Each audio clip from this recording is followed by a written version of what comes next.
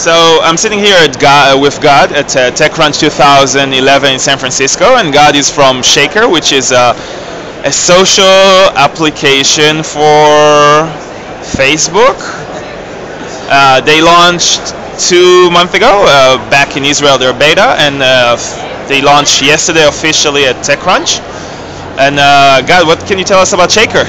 Okay, so Shaker, in a nutshell, we bring the meaning of a place to the social networks. And if you can speak up a little bit. About what it is?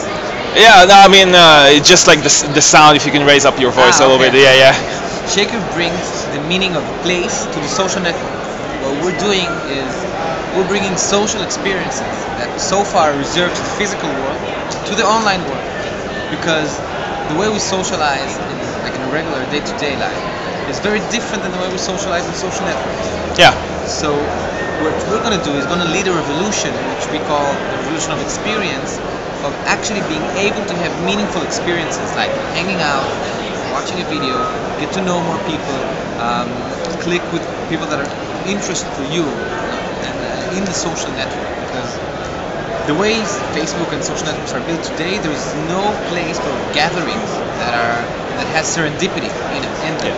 And Shaker is all over serendipity. But we always make sure you meet relevant people, not just random person.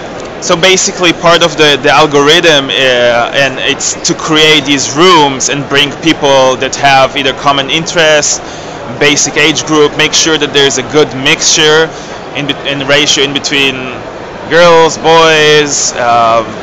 Exactly like that. We're, as you said, it could be geographically sensitive, like I want to meet people from my neighborhood or from the city or from the state I live in.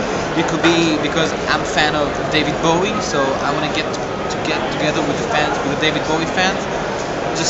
I always say that what we're going to do is we're going to make the fan pages look like a newspaper, because we're going to bring a vivid environment to actually get this community together to interact, not in a new way, in a way that they usually do, just in real life and not online. And basically Shaker creates a 3D world and rooms that's relevant to the social. You can create, for example, a show of Tina Turner or and bring all Tina Turner fans to interact with each other, sit on the bar, invite each other to either for a conversation, a drink, or I don't know, business opportunities. Yeah, exactly.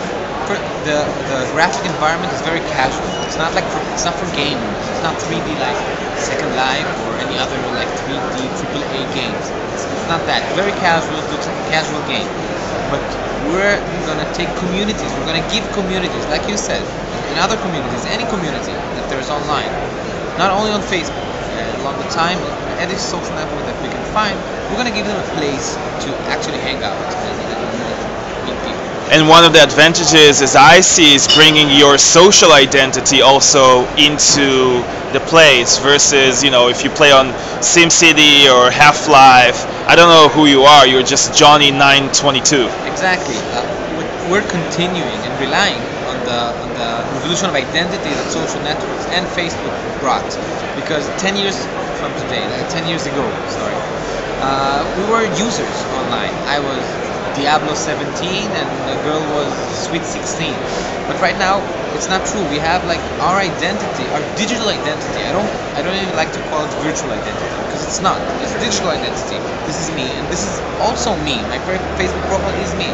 So take this Facebook profile and just give it arms and legs and put it with relevant people, and something happens there. So I totally agree with you that the fact that the identities, the real identities that are there, makes it not virtual, it's real. And so far, can I pick which room can I go into, or the preferences, or let's say I'm in a community with 1,500 other people, can I bring them into one room, or how does it work so far? At the moment it's very basic. So there's one room that you go and you can see where are your friends within that room. But when we launch the public version of Shaker, yeah, she should join. And Rebecca is joining us. She's so sweet. When we launch publicly, what we're gonna do is we'll give you you'll be able to know where are my friends hanging out. So there's one friend in a Lady Gaga show, and there's one friend who is just mingling in a TechCrunch reunion, I don't know. And there is another friend who's just hanging out in the bar. So you'll be able to see where are your friends, and that's a new terminology that Shaker is going to bring to the world pretty soon with tons of different experiences. Yeah, and so far you launched the beta in Israel 2 months ago, and Not you even got. that, we launched 3.5 weeks ago, actually. And how many users have you gotten so far? So far, we're on 80,000 users after we blocked invitation channels because we don't want to be disqualified from TechCrunch Disrupt. Yeah. So we're really excited. It's exploding, and we're happy. We're seeing users using it, playing with it, and having meaningful experiences. Great. And the average use, how much time usually that you've predicted? It's much more than we predicted.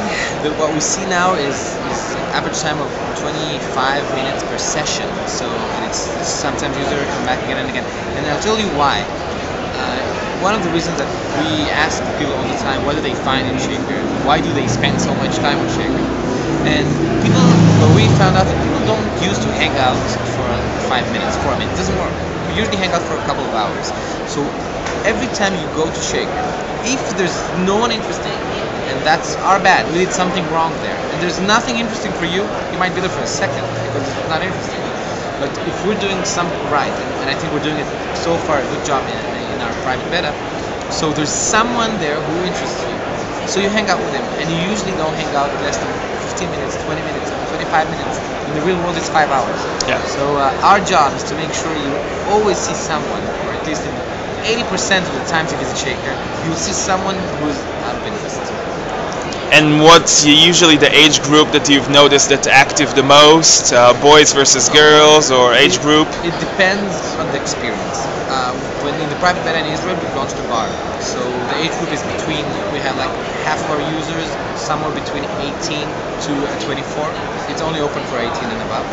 And like half of the other half, somewhere between 24 and 34. But we've done several tests, and when we've tested like a college bar, we saw that it's different because, of course, the age was students, and the interactions were different. On the college, on the quad environment, we saw groups of friends talking to friends. On the bar environment, we saw like two friends talking to two girlfriends or other people. So the community and the graphic environment dictates the interaction, and that's why the potential is huge. Because it's not just the bar; it's more of a flirting app. But the quad is not. It's not like that. They hang out as students, and we're going to present slowly more and more experiences, and we want to partner with partners that will be able to give their communities. We don't need to build communities from scratch. They're already there. We're just going to give them a place to. You're going to give them a platform to socialize, either exactly. It's for entertainment or for professional purposes. Existing communities. Yes. A user base is already there. We just have to service them with this thing. So thank you, God, from Shaker, and this was a TechCrunch Disrupt 2011. Yeah. See you later.